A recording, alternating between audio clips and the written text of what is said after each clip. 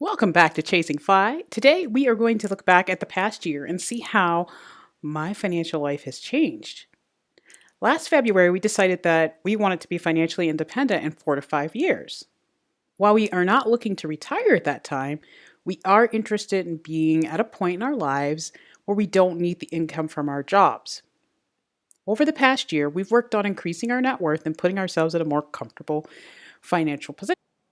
Last year, I paid off $25,000 of my student loan. We paid down our mortgage and we also reduced our spending. The money we saved was invested into index funds or used for down payments on 2 new rental properties. Today, I am going to review 3 things that have changed since we started our FI journey. Number 1, we went from 2 houses in 2021 to 4 houses in 2022. Real estate is part of our financial journey, but we live in a state where the median home price is approaching $600,000, which I know is low for the West Coast, but buying rentals in a market that high doesn't make sense, at least not for us. That is why we looked to the Midwest to secure rentals. First, we looked in Michigan, but the houses, in my opinion, were overpriced. For example, houses that needed new roofs, furnaces, new air conditioning, cosmetic updates, all that stuff, they were over $200,000. The houses we purchased in Ohio were less than $100,000 and they were in similar shape to the ones that we looked at in Michigan. Needless to say, we went to Ohio because we could get better value. Buying 2 houses wasn't necessarily something that we planned, but we knew that interest rates would be going up soon, so we took the leap. After we found the first house and we started working on the paperwork and the appraisal and inspection and all that stuff, we immediately started looking for the second house. We bought the houses in the same area of Toledo, which the houses are showing some appreciation now. And we see that Ohio has a lot of business opportunities coming its way. So we think that in the next 5 to 10 years, we will see a great deal of appreciation, and then Toledo will be a great place to live. We also base it on the fact that the West is just becoming so expensive. Right now, our house, which is not a huge house or anything like that, I mean, it's in a nice area and it's great and I love it. And we have a little bit of land and things like that. It's $500,000. Now, most people here, they aren't going to be able to afford to buy those houses. The rental prices are enormous, and Utah is one of the cheaper Western states.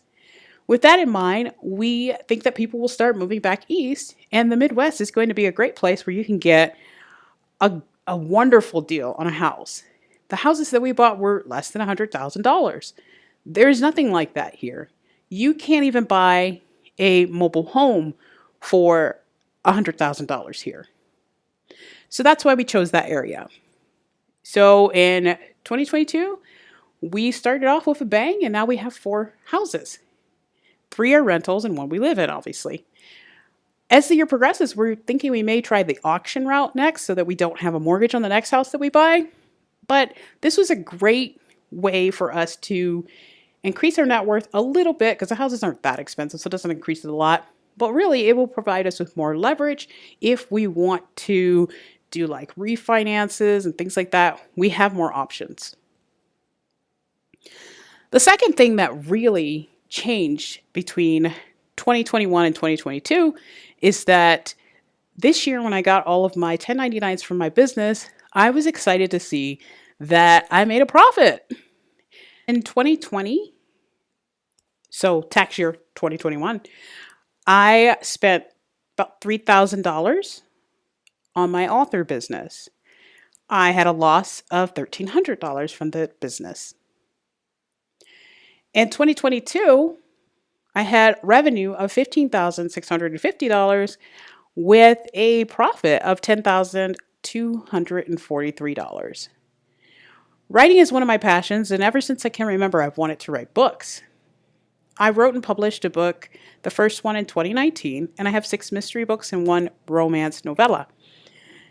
Of course, I want to see 6 figures from my books, and for a while, I wasn't feeling great about making that $15,000 revenue. I wanted more.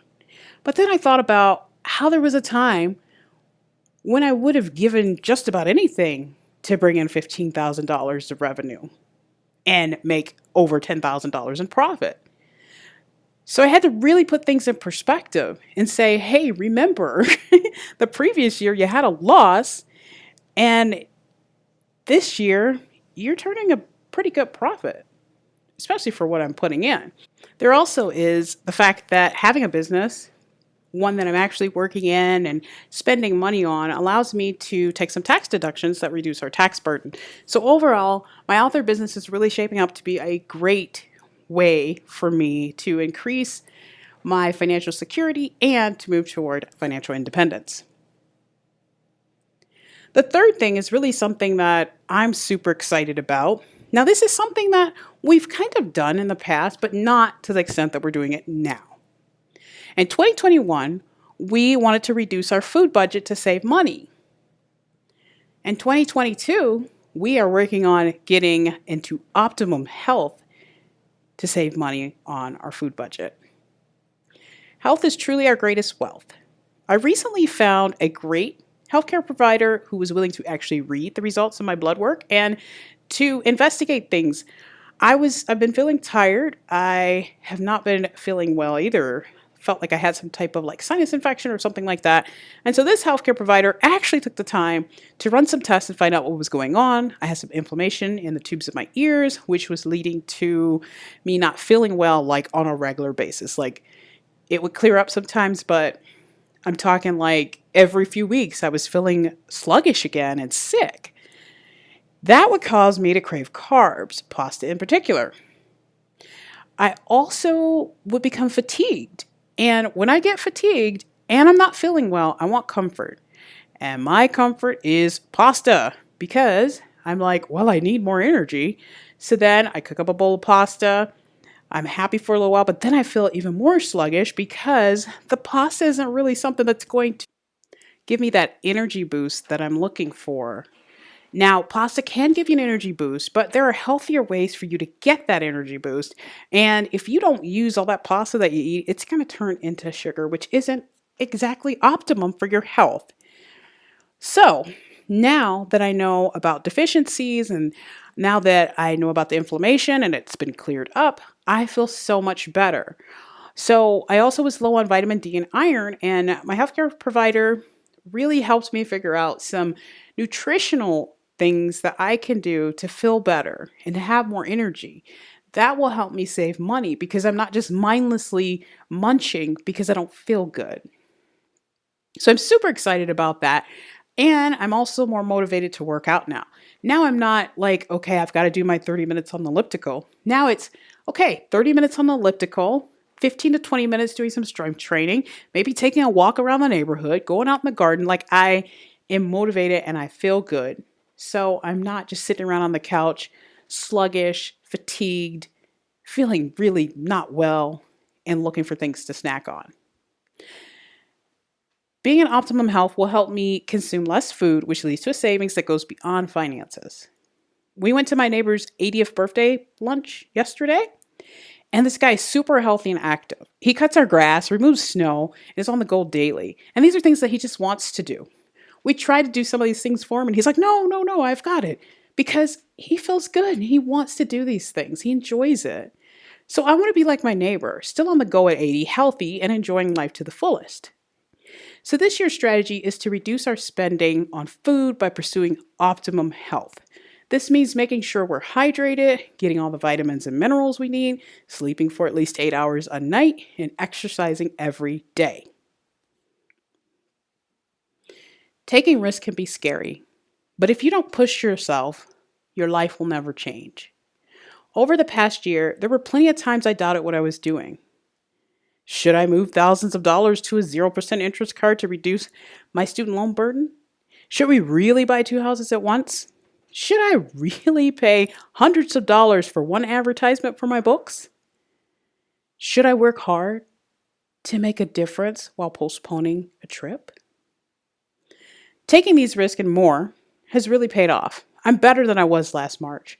I know more about finances and life. I'm healthier and I'm happier. Life is really good and it's only getting better. Next year, when I look back on 2022, I know that things will have changed in a positive way. I plan to continue and grow and shape my life into exactly what I want it to be.